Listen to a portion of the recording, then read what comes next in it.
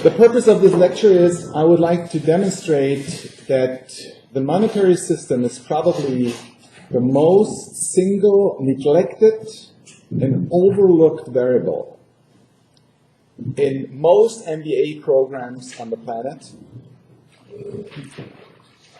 Its impact on sustainability and its impact on a common future.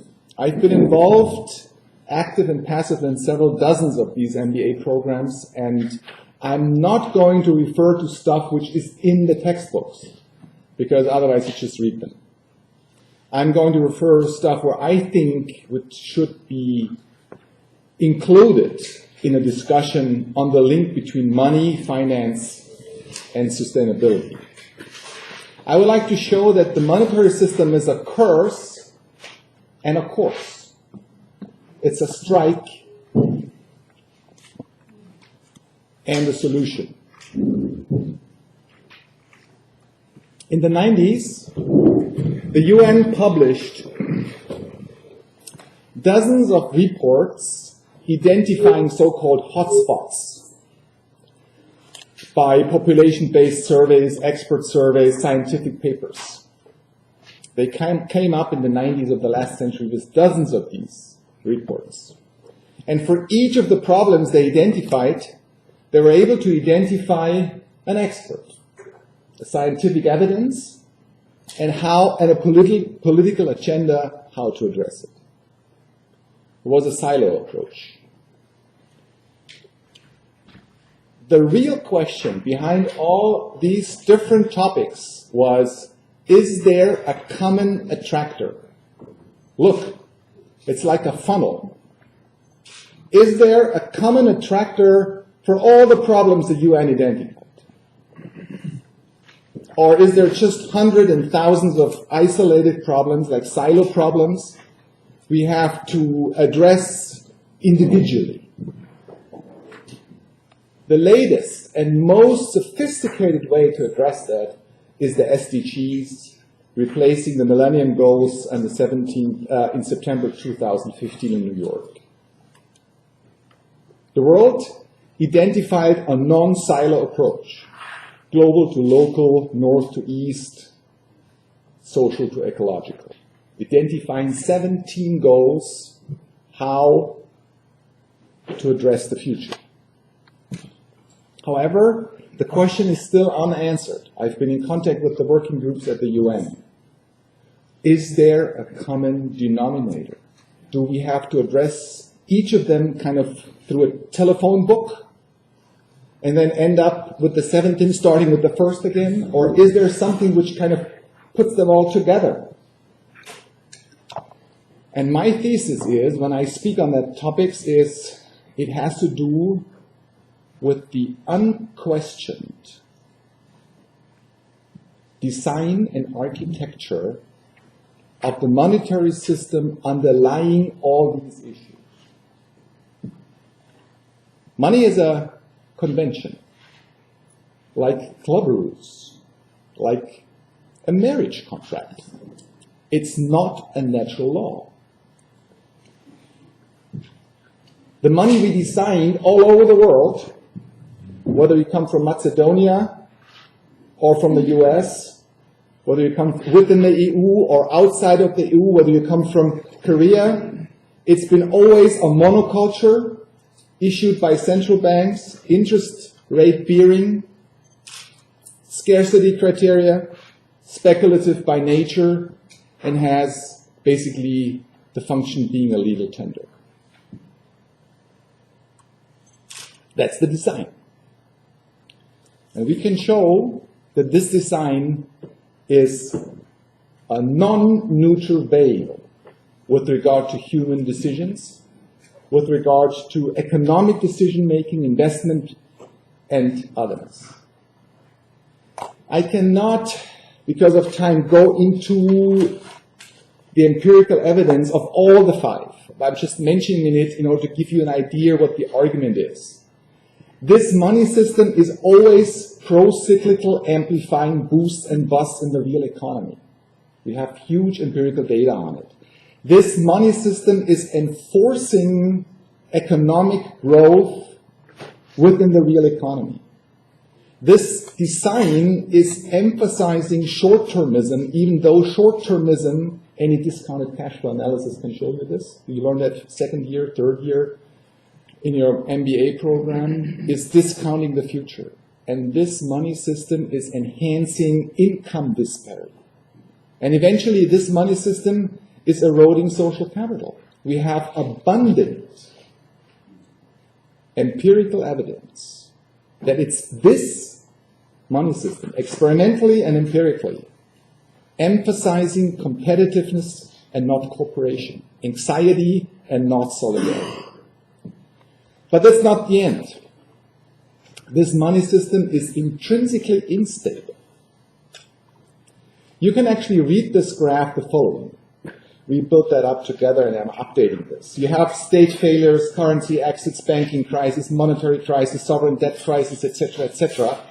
On the one side, we see the numbers of events, on the other side, the different agents.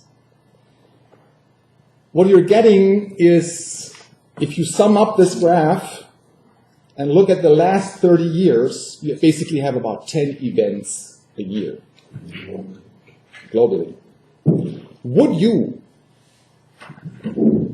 What would you do if you would drive a car where you have to go to the repair shop 10 times a year? Would you think it has to do with your driving? Or would you think it has to do with the design of the system? The design of your car? This is another example, just empirical data from SIN, IFO Institute, showing you full and partial sovereign debt defaults over a period of 40 years. Sovereign debts are regular common defaults. They are not exceptions. And eventually, the system is not only not a neutral value, it is not only unstable, it's also causing instability within the currency system. What you see here is a blue line, and what you see is a yellow line. You see? The yellow line represents the amount of currency you need to do all goods and services on the planet. It's basically 3%. The other 97% are speculative. The point is, this design, by its very nature, is extremely expensive. And it's been always two cohorts who are paying for that. It's either future generations or it's the taxpayer. And economists can count it down. It's output costs, transfer costs, indirect costs, direct costs. I've been involved in that process marginally. What you can count is whenever there is an event, and there's 10 a year, more or less, such an event costs you between 10 and 25% GDP, and direct and indirect costs. So this is not peanuts. So how can we design a system which is more resilient, which is fairer, more stable, and more sustainable? Look at this graph. What do you see from your side on the left? On your left, you see the Panama Canal and a pine tree monoculture. And on your right, you see a Hindu Delta and a rainforest. Okay? We know from empirical research, from systems theory, trying to answer the question, which system is long-lasting and why are they long-lasting? They're coming up with two variables only. This is true for the Delta, this is true for the rainforest, this is true for any agriculture, this is true for the immune system, this is also true for the monetary system. A system is most sustainable if it finds a balance between efficiency and resilience. Only two variables. Efficiency can be defined as the amount of throughput per time. This is where economists are extremely powerful, and psychologists are very good in the other. Resilience means the amount of diversity and interconnectedness. Finding the right balance makes the system very long-lasting. Look at rainforests, look at our immune system, look at a power grid, look at a monoculture as an opposite proposal. So if the design of the money system is a curse and a strike, being unstable, forcing us to grow, favoring short-term perspective, favoring income disparity, and favoring the erosion of social capital, we spend currently, not only in the curricula, but also in our political agenda, the vast amount of time in regulating that system. If you're a Marxist, if you're an institutionalist, if you're behavioral economics, if you're a neoliberal, if you're Keynesian, it doesn't matter which school you belong, even Austrian school. You basically discuss how to re-regulate the given system. We have a discussion of, should we privatize stuff? Should we liberalize it? Should we go into anti-cyclical deficit spending? Should we re-regulate the regulation? I mentioned yesterday the piece of paper being coming out from the 2008 crisis, causing us a 35,000 pager, just trying to re-regulate the system, trying to put the toothpaste back in the tube. This is extremely expensive, exhausting, counterintuitive, doesn't match with findings in systems theory, it doesn't match with findings in psychology.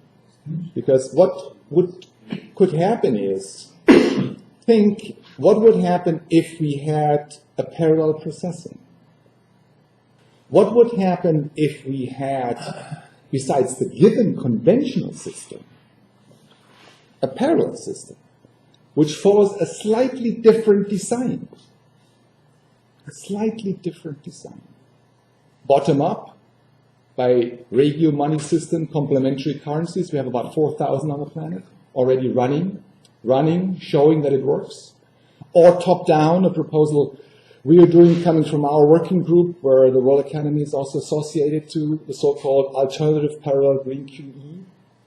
If we had more time, we can talk about it. It's like riding a bike. If you have two wheels, you produce a more stable way, a more anti-cyclical way, a more resilient way, a fairer way, and a more stable way into the future.